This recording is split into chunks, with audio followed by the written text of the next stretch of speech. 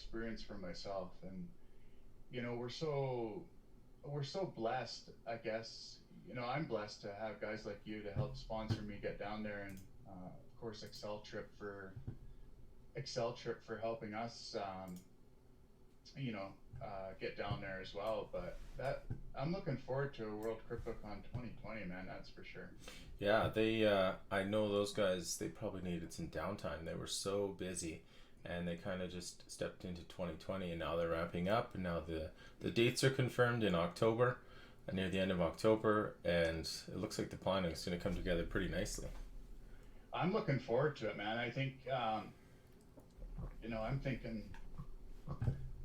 I'm thinking, it's going to be a whole lot better this year than last year. I'm looking forward to pre-planning it with you and David and his crew, and maybe we can get some Verge guys there. Who knows? I don't know, but we'll see. Yeah. Hopefully Excel Trip comes on board. But anyway, so we couldn't miss it yesterday. Yeah. What about this 10 grand run up, man? What do you think about that? What are your thoughts? And just like the last 2 weeks running up on that chart, just unreal. Even more than that, it's been steady since like 9,700 back on. I'm looking at, what am I looking at here? I'm looking at 15 minutes. Let me go to the daily charts here. So yeah, since we were basically down on 18th of December, it kind of went sideways a little bit and just started gaining momentum. That was just fantastic. But now we start hearing people coming out of the woodwork again, and mainstream media is probably going to jump on board again and start covering, which it's good, but it's unfortunate at the same time. Like, I was chatting with people on Reddit last night, and it's like, where was the general public when Bitcoin was at 3,500 last year? It's unfortunate. Man, it's no different than freaking Tesla, man. How Yeah. many of those guys jumped on board at 900? I guess. It's Yeah. at the end of the day, I wake up this morning, I see Bloomberg writing on Bitcoin hitting 10 grand. Like, it's such a huge mental number, I think, and it's just so crazy how people. It's such a crazy cycle. It gets 10 grand, and then people get in. I remember it at 3 grand or 3,200. Nobody gets in. They're like, oh yeah. And now they're getting in at 10 grand, and then they're gonna complain when it goes down to 9 grand again. It's like, Yeah. then don't get in at 10 grand. Like. Exactly. Well, I remember when a little while ago when we hit 12 grand US, and we hit a new trading volume for 24 hours, 46 billion in a day. And I was just like, wow, I'm like, that is massive amount of FOMO. It's just like, it's off the charts. And for the general public, they're probably just like, what? They're like, oh, they just don't see it. And Yeah, this run up feels different to me. it feels more stable, doesn't it? It does, yeah. I gotta admit that for sure. I mean, I'm not a TA guy, and I'm not a chart guy, and I'm not a. I always go to you for that advice, but it just feels a whole lot different to me than prior. It feels really organic this time. Yeah, well, look at the trading volume that we see now that's stable. Like, I remember, in early, like, let's say 12 months ago, I would look at trading volume and you'd see 5 billion a day, and it was like, yeah, that was pretty good. That was normal. Maybe peak at like 7, 8, 10 billion a day with Bitcoin's trading volume.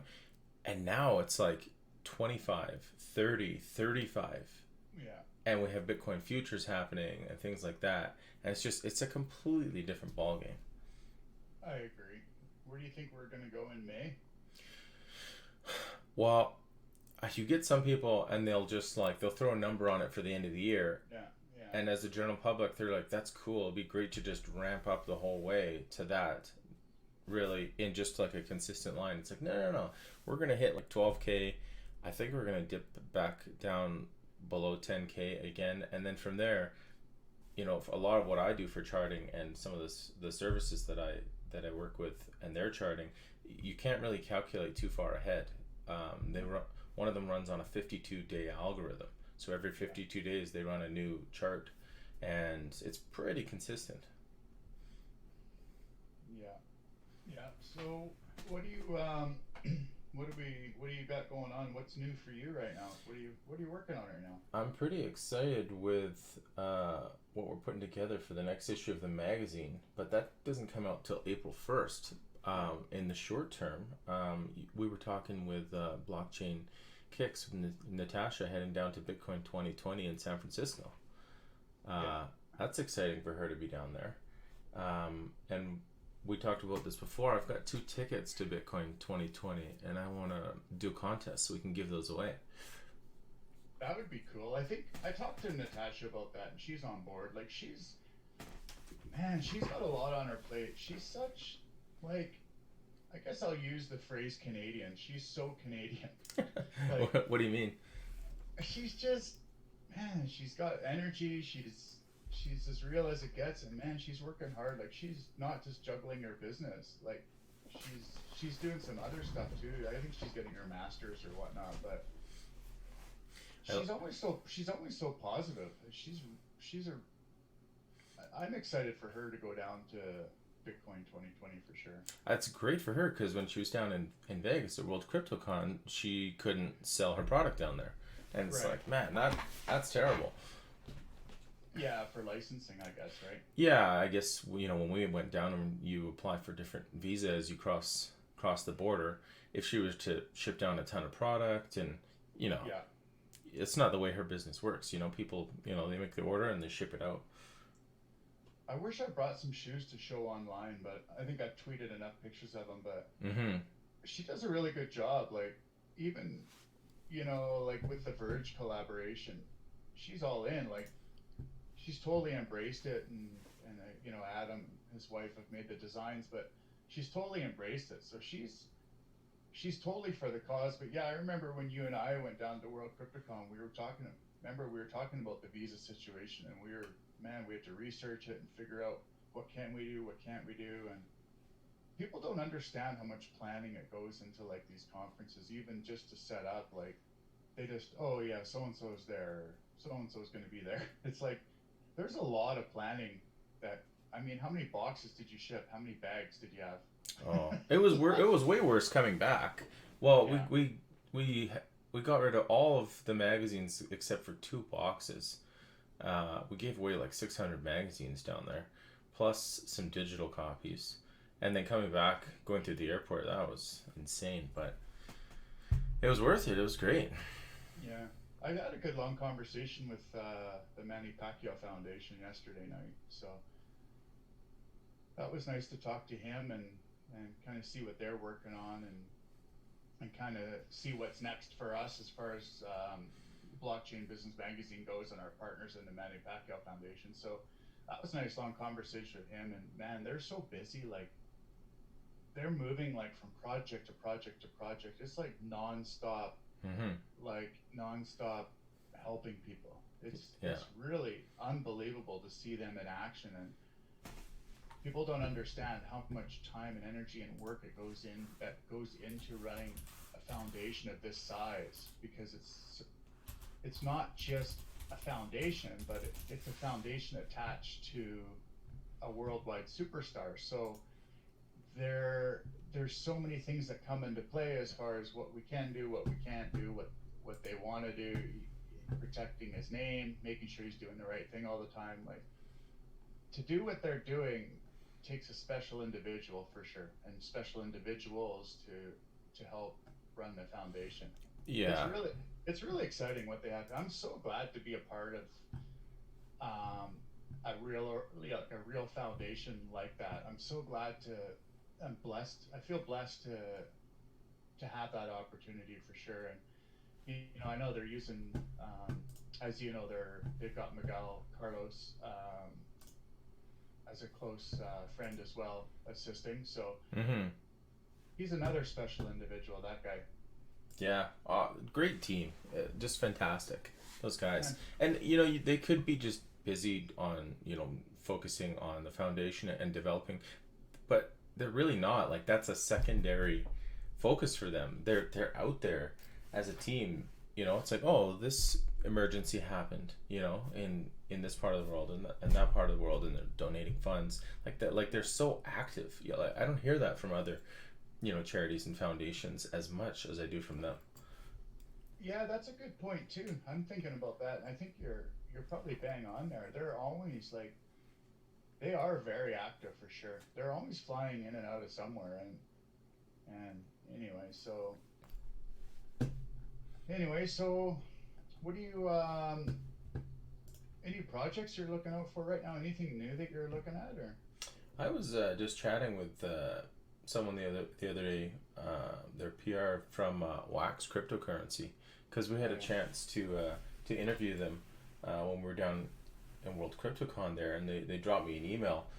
They've got an announcement coming up. I'm waiting to hear about, and I'm not sure what it is.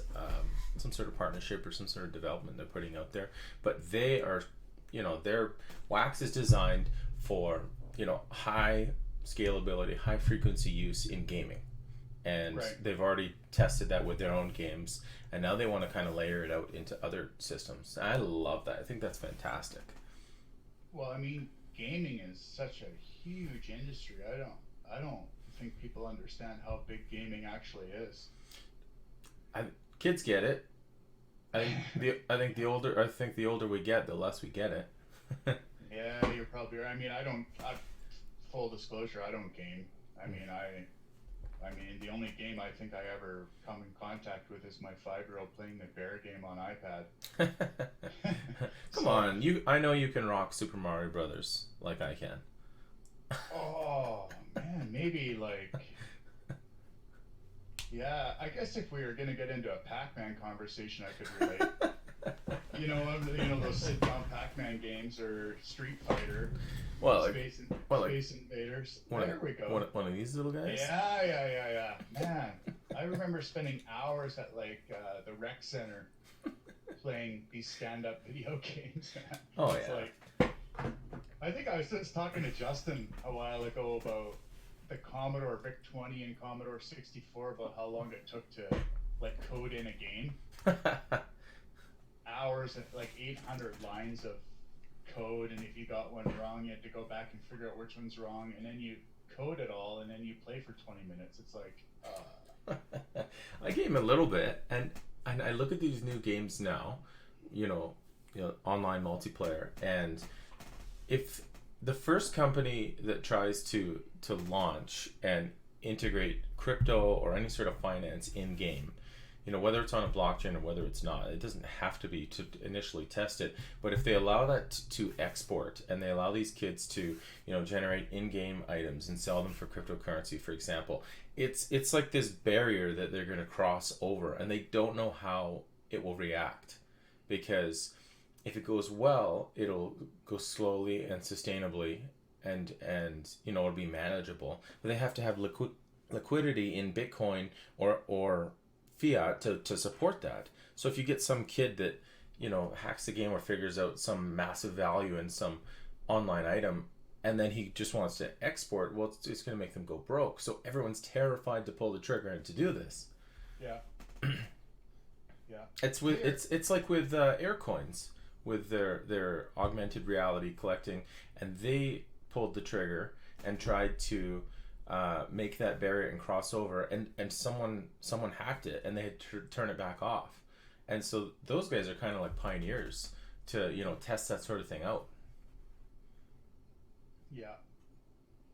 I mean, what do you think's going to happen with consolidation this year? What's your honest opinion with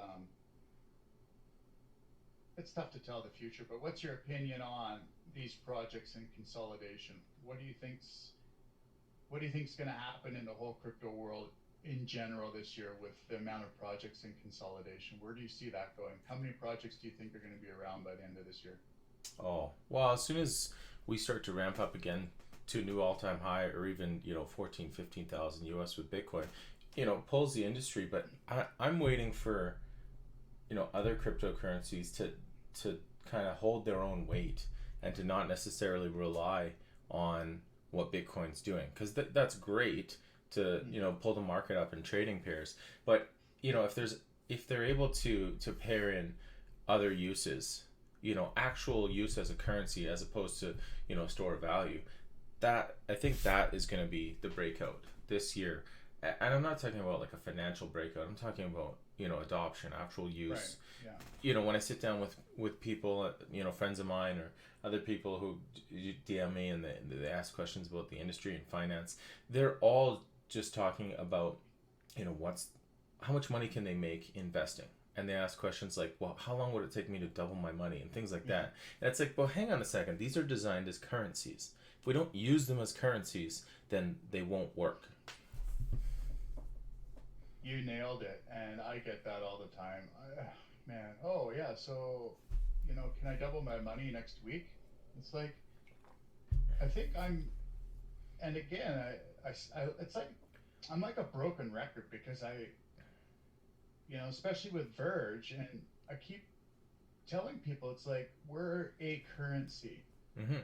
Um, Again, if you want to get into the investing part of it, fill your boots, no problem. But until you're investing for 5 years, don't call yourself an investor. Yeah.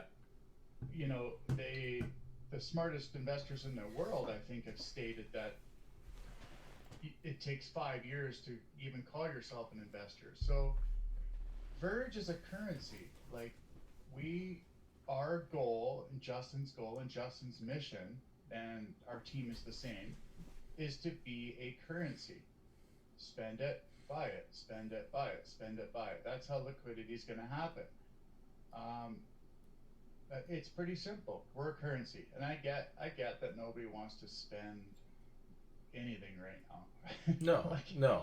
of course, But that's a given the state of the market. But imagine this though. Imagine, let's say we have an event or a product online, and the company, just sells it as they regularly do, but then they make a special arrangement for, a certain amount of tickets at an event or a certain amount of products, that if you purchase in a cryptocurrency, you get this deal or this benefit. And rather than people spending, what they bought in Verge or Bitcoin or Litecoin, a year ago or 5 years ago and waiting for the value to go up, they actually exchange their local currency into the cryptocurrency and buy it for the purpose of getting that deal, that benefit. right, That's what I'm waiting to see. right. So instead of paying the fiat fees that you would normally pay, you can give the end user, the consumer, a discount to equal half of those fees or something, or whatnot. And I mean, right now with the crypto um, being a currency, there's still lots of challenges that have to get nailed. Like fees and stuff like that. I mean, at the end of the day, blockchain is supposed to be transparent. So the amount of fees that are getting charged when a person accepts cryptocurrency, that's got to be full disclosure too. And it's no different than, well, I mean, Canada's pretty ahead of the curve when it came to tap and debit and NFC. Do you remember when POS terminals came out and how expensive it was for a retailer to accept credit card? Those fees, and then to accept an Amex was always the most expensive out of all of them. And I think like 60% of the retailers did not accept Amex because it was so expensive. It was like 5%, I think, back then. That's a big hit, especially like if you're doing a small ticket item, 5%. It's like, okay, that's fine. But Well, you get into right now it's still 2.9%. That's still high. That's really high. It is, but again, it's relative to crypto because we're still brand new. We are so early that we have to wait for awareness and for it to become mainstream, and then we can fine tune the fees. Mm-hmm. And it's business for these settlement companies. They have to turn a profit to be a settlement company. So naturally, they're going to have to charge higher at the beginning. No different than way back with your bank account. Remember when you go and you'd have to fill out a little sheet to deposit money, and your bank account had a massive fee attached to it, and you could only do like 5 transactions a month. And at the very beginning of something, of course it's going to be more expensive. The beginning of internet, remember CAD vision, remember dial-up internet. How expensive was that? Yeah. You know, um, there's some cool projects out there. There's some people out there, man, that I don't. You look at Hob from Excel Trip, and that guy, I would love to have a worldwide map to show in lines how many times and where's that guy's traveled to in the last year. I'm really curious to know because that that He's guy is like everywhere. that guy's everywhere. It's Yeah. like one day talking to him, he's in Nepal, and then like literally the next day, I'm like, he's like, yeah, I'm in Kathmandu or I'm in Singapore. I'm like, man, like, Yeah. how do you get there that quick? He must be an expert at dealing with jet lag. That guy, now he's set up in Nepal for another conference, and you look like I tweeted out yesterday. You look at how that guy sets up his presentations. It is so clean and respectful. Every chair has a logo, and every chair has a pamphlet, and it is so absolutely bang on how you want to treat your customers. Yeah. And he is so respectful, but that guy works hard. Like, that guy really, really, really works hard. Yeah. It's exciting to see them kind of grow their business, and I'm sure they'll grow more with other services too. Like if they get into car rentals and other layers like that, and for people to pay in crypto, it's really really slick. It boggles my mind that there's so many projects in crypto. I mean, yeah, of course I'm with the Verge Core team, but that doesn't mean that I don't look at other projects. I'd be a fool to tell everybody that that I only eat at McDonald's and I've never been to Wendy's. Like, but there's so many projects out there that I people are just missing the boat. Like people are just I look at even PayCent or Excel Trip, and yeah, okay, fine. I advise for them and they sponsor me, but you look at the amount of effort and time and what they're actually doing. It's like, how are people not noticing Excel Trip and PayCent and then there's another one that is on my radar too. You mean people in general, the general public, or you mean the industry? The industry, Yeah. industry. Yeah. They're, like, I'm just baffled when I look at what Excel Trip does, and you see them marketing, like they're marketing machines, but maybe people are just so locked into what they're locked into that they've got to wait for an influx to think about something else. I don't know, but I think people are just cautious now because if you look at the last bull run, everyone was like, "Oh, I'll throw some Ethereum at this project, or I'll throw some Bitcoin at that project." People had no problem just trying stuff out, and then the market hit a massive, massive bear market, and it was just like now everyone's really cautious about what they support and put their time into, and their money.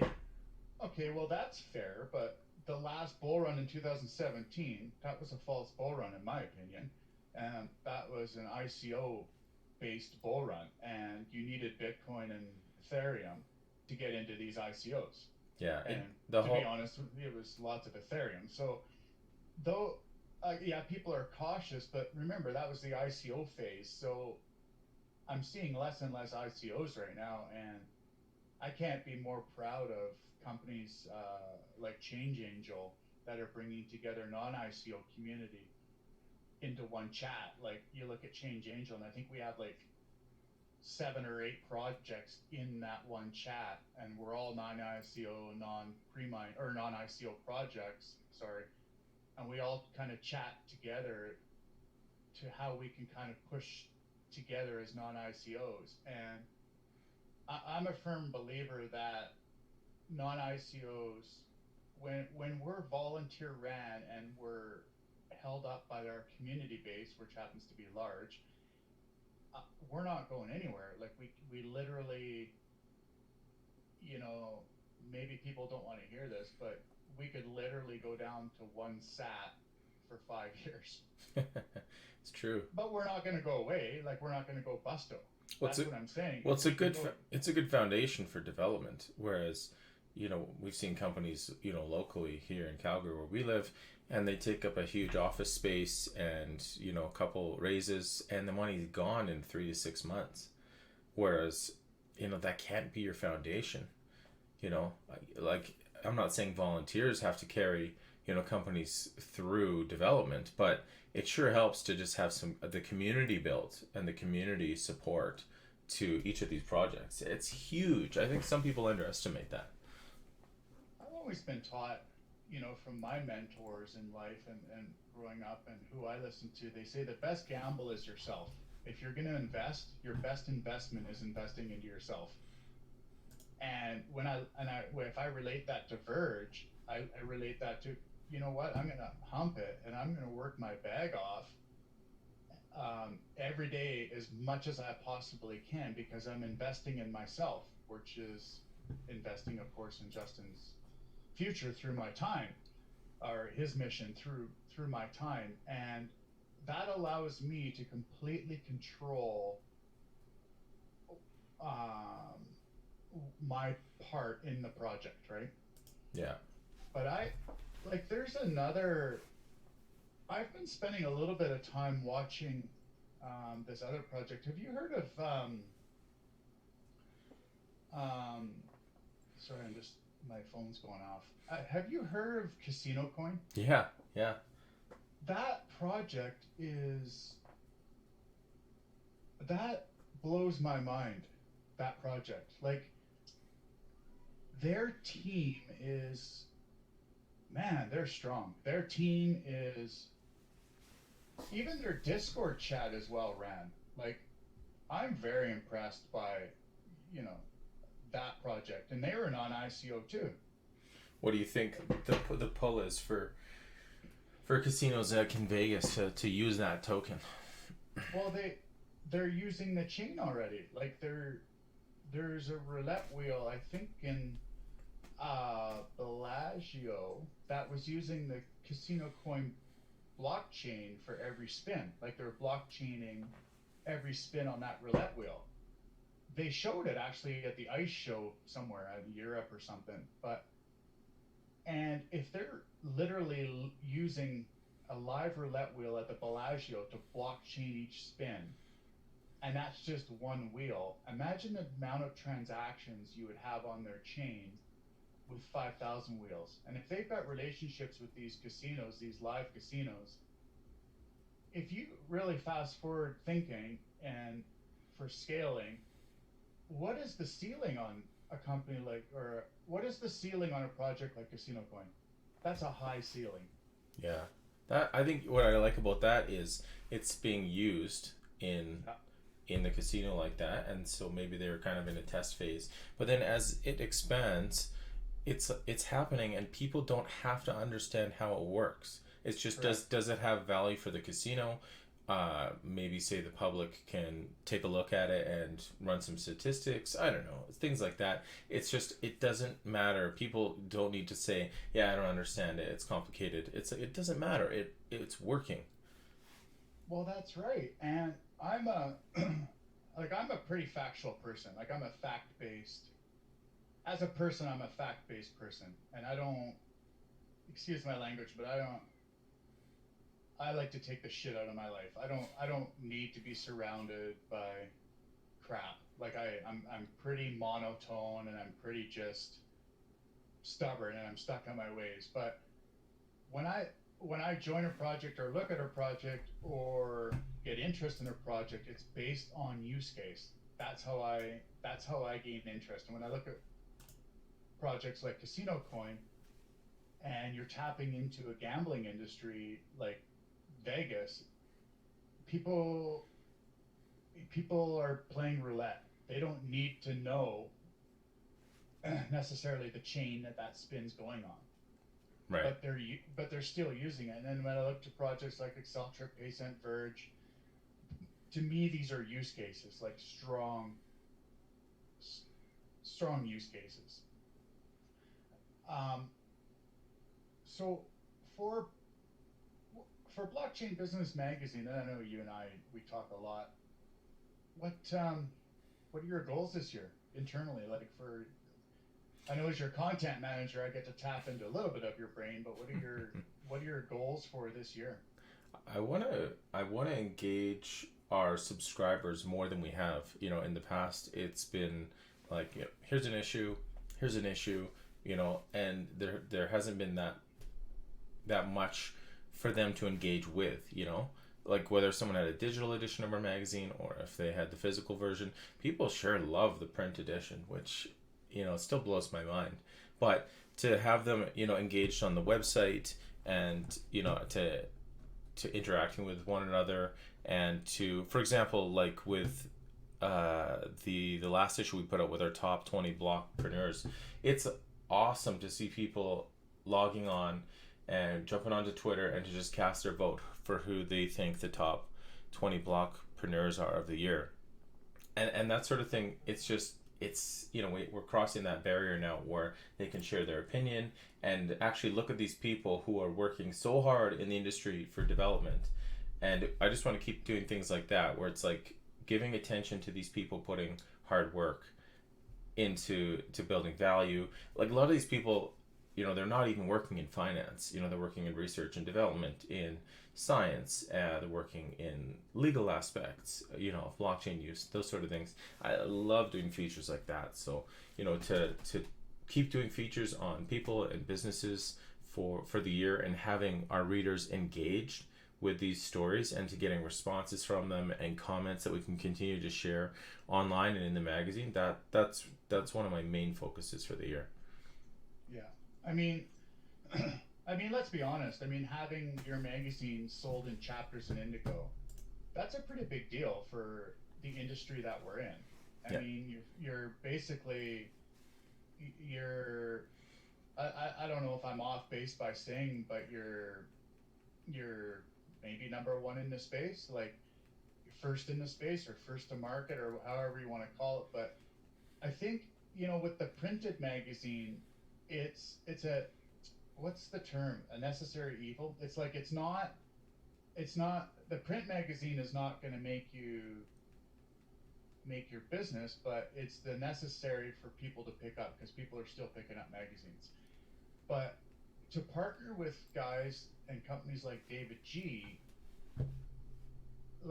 to me that's exciting, because you guys are both very like-minded, and I can't wait to have him on the podcast, because you guys are both very, very, very smart individuals, and the way you guys is both your visions for each of your companies is so strong, but you guys complement each other, because the way you're running your magazine, it's a little bit different than I think how he's running his magazine, but together you're actually capturing all sides of it.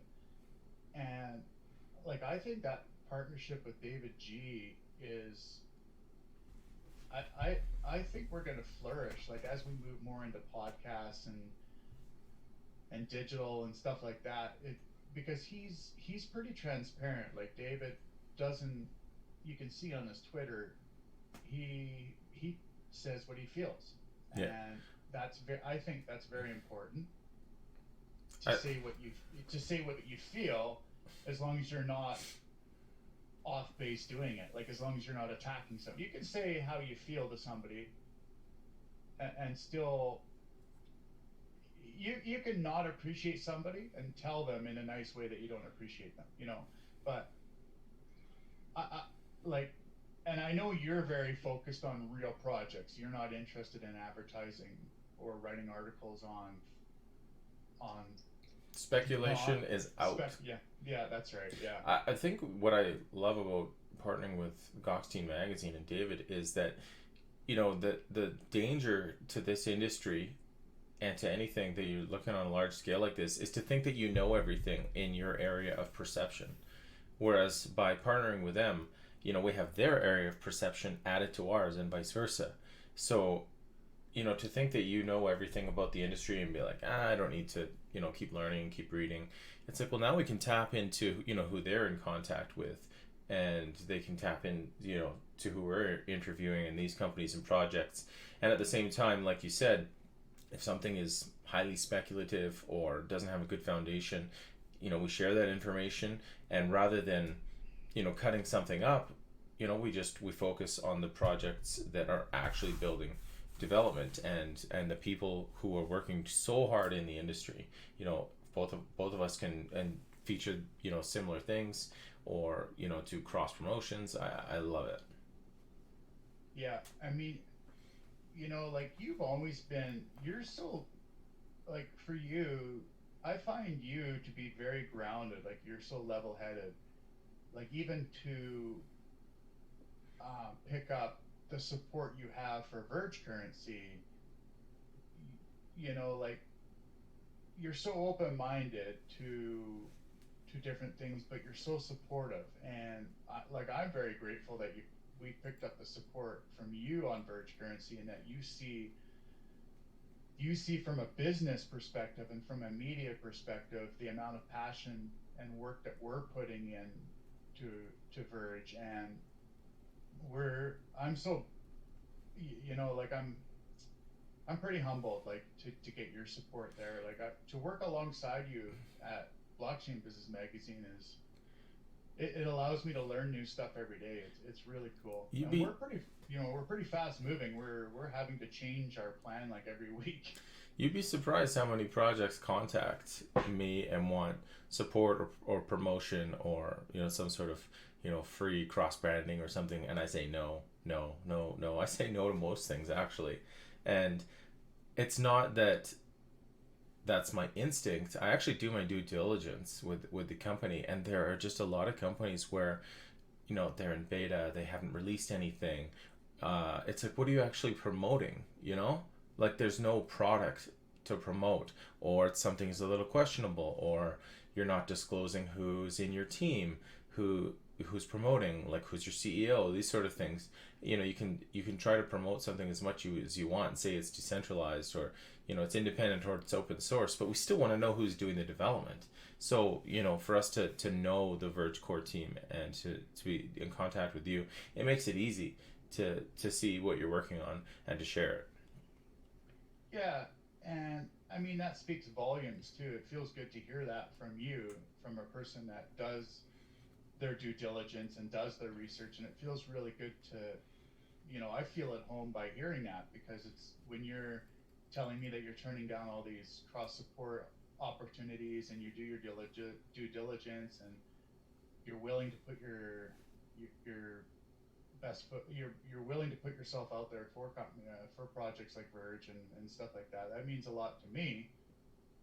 But I mean, um, your wisdom and your education means a lot to me. So I have a little bit of a process for that. It takes me about 10-15 minutes to look at a project and yeah, decide whether I should go further, whether we should do a feature on them. And some of them, it's like, maybe, get back to us once you release something, is the answer a lot of times. And then the ball's in their court. They've got to do something impressive so we can share it. yeah. I'm really, um, I'm so glad that we partnered with the Manny Pacquiao Foundation. I know I said it before, but now I'm just thinking about it again. I'm like, what a huge opportunity to be able to promote a foundation like that. What an opportunity to be able to get behind them for the right reasons. Um, Do you you find know, a lot of people, they're so focused on finance and making profit, they sort of forget to take the time to maybe benefit someone else around them, or someone in need. They forget about that. Totally. Yeah, totally. I mean, I get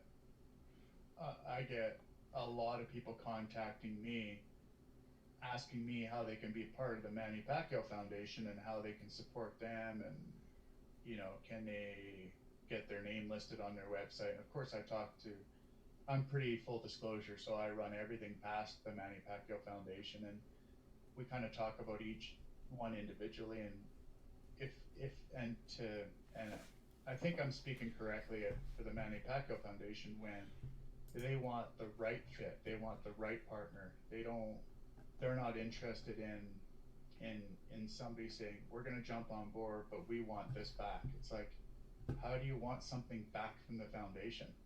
The whole point is to give to the foundation, not to take from the foundation. So, but I mean, well, I think you get the right people in the industry where it is a very giving industry. People are willing to give their time and their effort, and then that's a huge red flag, right? You see someone that instantly they're like, well, what's in it for me? And it's like, I don't know if they have the right perspective. yeah. So what else is on your mind? You know what's really exciting? I didn't tell you this yet. So early 2018, I emailed Canada Revenue Agency and I said, hey, we'd want to do an interview with someone. And they said, yeah, sure, yep, we'll do an interview about cryptocurrencies. And then they kind of strung us along for maybe a month or two. And it was like, okay, this is going sideways. And then they said, no, we decline the interview now because we don't know who really to throw at you. You know, they're almost, you know, a little afraid of what questions will we ask. Because, you know, they're experts in finance. They're not experts in decentralized finance. Why would they be? You can't expect that. But I contacted them again a few weeks ago. And I said, you know, following up again, you had declined us 18 months ago. Any chance we can do an interview again? And they said, yep, sure, no problem. We'd love to do an interview. Then same response. They said, we don't know who we should, you know, provide for the interview. But what they are agreeing to is to do a written interview where as a company, as Canada Revenue Agency, they are going to respond to the questions for our next issue of the magazine. And that's remarkable, but I'm wondering who they're going to get to answer the questions. I think it's going to be a team of people. It's not going to be one person. That's right. So I don't know. Outside advisors, maybe. Maybe. I don't think they run outside advisors. You know, some of my friends who work at Canada Revenue Agency who, you know, are investigators and auditors and that sort of thing. I ask them every once in a while, like, what's going on? You know, do you have official departments? And it's the same response every time. They have a meeting every month about blockchain and crypto. They spend X amount of time talking about it. Nobody's an expert, and there really isn't a lot of change. So that's a bit of an indication, you know, still how it's almost like we're still early in the industry.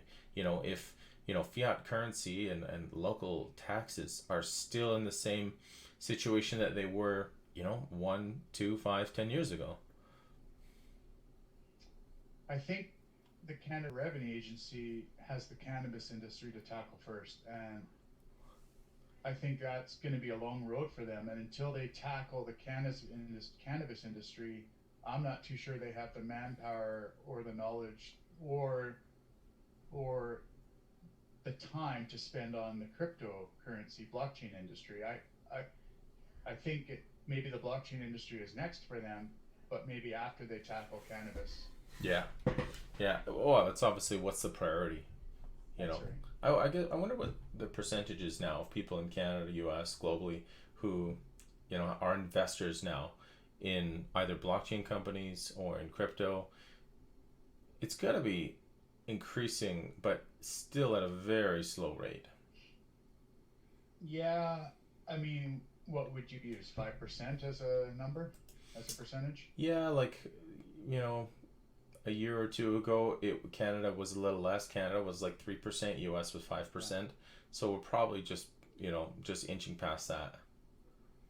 Yeah, it's going to take time for sure. I mean, I personally, I don't, anything within the next 2-3 years is a miracle. It's going to take time, and I really like the bear market personally because it allowed the time to grow and to really focus on the stuff that I needed and we needed to focus on, and the companies that I advise for, including yourself. When it's a full bull run or whatever people want to call it, let's just say when an uptick, when it's full on volume with an uptick, things get so crazy that you probably won't even have time to reply to a message because people are just going like nuts. And I love downtime, and I've always been taught um, in business with my mentors. They said, listen, if you can scale out and grow at your slowest time, you will get so rewarded when it's busy. Yeah, that's true. So, The thing I want to continue to do is to just put reliable information out there, because mhm, when I talk to the general public, they're consuming information right now, but it's an overload for them. Like, if the amount of sensory input the average person has in the day, for them to actually, read an article from our website or from our magazine or watch a YouTube video, and then to quantify whether it's correct or trustworthy, it's difficult for people. But it's up to them. They have to dedicate the time and the effort to it. yeah.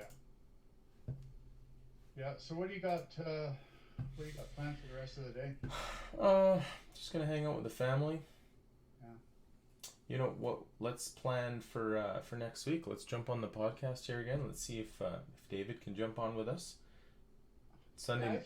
I think we do Sunday mornings or Sunday nights or whenever David is available for the next one, or Yeah, absolutely. make it a weekly thing and just catch up and invite some people on and maybe get projects to come on board and talk with us and real talk, not shilling and not, of course we're appreciative, and I'm appreciative of having the opportunity to be with Verge, and I'm very appreciative of my sponsors, Excel, Trip, and PayCent, um, and of course yourself. I'm very, very appreciative of being handed and given this opportunity to grow. Um, but I think what we do is we just keep it real, and next week or week after, when we invite people on, we just invite those projects that want to have a chat. Mm-hmm. And let's talk about real use case stuff. Let's talk about what is the problem and what are you solving. Exactly. I love that. Yeah. Yeah, let's line it up. Yeah. Yeah, good. Well, it's cool you could chat today. Yeah. We'll. I mean, I was very impressed with the Calgary Flames last night. And of course, anybody that's in the U.S. or around the world listening to this just doesn't understand a Canadian under hockey. But I was very impressed with the Calgary Flames last night. I was too. I loved it. Yeah, they played a great game, and these people around the world that don't watch hockey, I mean, you're missing out. Yeah. My 5-year-old's at hockey first thing this morning. He was at a practice this morning, yesterday morning early, and now he's at a game this morning. And it's like, at 5 years old, they're living and eating and breathing hockey in Canada. Yeah. So. Yeah. It's. I love it. I love hockey. Yeah, it was interesting. Goxie magazine did a feature on NHL in one of their last issues. Yeah. Yeah.